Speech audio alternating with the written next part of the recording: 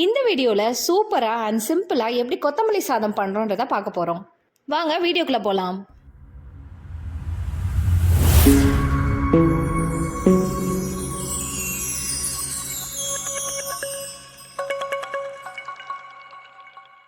First கொத்தமல்லி சாதத்துக்கு ஒரு பேஸ்ட் ரெடி பண்ணணும். அந்த பேஸ்ட்டுக்கு தேவையான இன்க்ரீடியன்ஸை பார்க்கலாம். நான் 200 கிராம் ரைஸ் எடுத்திருக்கேன். அதனால 2 கைப்பிடி அளவு கொத்தமல்லி இலை எடுத்திருக்கேன். 1 டேபிள் ஸ்பூன் பெருஞ்சீரகம், ஒரு 7 பல்லு பூண்டு, ஒரு சின்ன துண்டு இஞ்சி, அப்புறம் 3 பச்சை மிளகாய். இது எல்லாத்தையுமே நம்ம அரைச்சி ஒரு பேஸ்ட்டாக ரெடி பண்ணி வச்சுக்க போகிறோம். பேஸ்ட் ரெடி பண்ணியாச்சு. இப்போ மற்ற தேவையான பொருட்களை பார்க்கலாம். 2 மீடியம் சைஸ் பெரிய வெங்காயம் எடுத்து சின்ன சின்னதாக கட் பண்ணியிருக்கேன். நான் இன்றைக்கி ஒரு சின்ன தக்காளி எடுத்திருக்கேன். உங்களுக்கு தக்காளியோட டேஸ்ட் பிடிக்காது அப்படின்னா நீங்கள் தக்காளியை தாராளமாக ஸ்கிப் பண்ணிக்கலாம். 2 சின்ன துண்டு பட்டை, 1 டீஸ்பூன் பெருஞ்சீரகம், அப்புறம் 1 பிரியாணி இலை.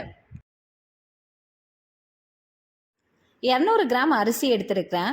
நான் இதுக்கு அரை முடி தேங்காவை துருவி 2 டம்ளர் அளவு கெட்டியான தேங்காய் பால் எடுத்திருக்கேன். அதுக்கப்புறமா நம்ம அரைச்சி வச்சுருந்தா அந்த கொத்தமல்லி பேஸ்ட்டு. இப்போ இதெல்லாம் தான் இதுக்கு தேவையான இன்க்ரீடியன்ஸ். வாங்க எப்படி செய்யலான்றதை பார்க்கலாம். இப்போ கேஸ் ஸ்டவ் ஆன் பண்ணிவிட்டு ஒரு குக்கரில் 2 டேபிள் ஸ்பூன் நெய், அப்புறம் 2 டீஸ்பூன் எண்ணெய் இதை ஆட் பண்ணிவிட்டு நம்ம எடுத்து வச்சுருந்த பட்டை, பிரியாணி இலை, பெருஞ்சீரகம் இதெல்லாம் போட்டு தாளிச்சிட்டு அதுக்கப்புறமா நம்ம கட் பண்ணி வச்சுருக்கிற வெங்காயத்தையும் ஆட் பண்ணிக்கோங்க.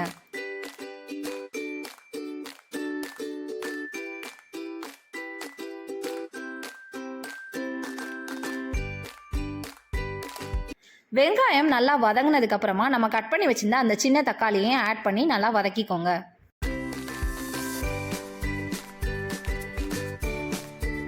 இதுக்கப்புறமா நாம அரைச்சி வச்சிருந்த அந்த கொத்தமல்லி பேஸ்ட் ஆட் பண்ணிட்டு இதோட பச்சை வாசனை போற அளவுக்கு ஒரு 5 நிமிஷம் நல்லா வதக்கி விடுங்க.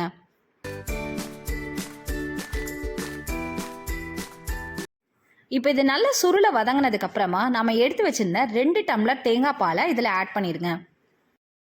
இது நல்லா கொதிக்க ஆரம்பிக்கையிலேயே ஒரு 1/4 டீஸ்பூன் மஞ்சள் தூள், அதுக்கப்புறம் நம்ம 10 நிமிஷம் ஊற வச்ச அரிசி இதை 2ஐயும் ஆட் பண்ணி நல்லா மிக்ஸ் பண்ணிக்கோங்க. இதுக்கு தேவையான அளவு உப்பும் ஆட் பண்ணிக்கோங்க.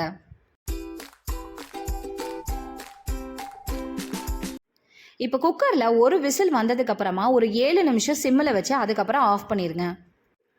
குக்கரில் ஸ்டீம் போனதுக்கு அப்புறமா ஓப்பன் பண்ணிங்க அப்படின்னா கமன்னு பிரியாணி மாதிரியே இருக்கும் இந்த கொத்தமல்லி சாதத்தோட ஸ்மெல்லும் டேஸ்ட்டும்.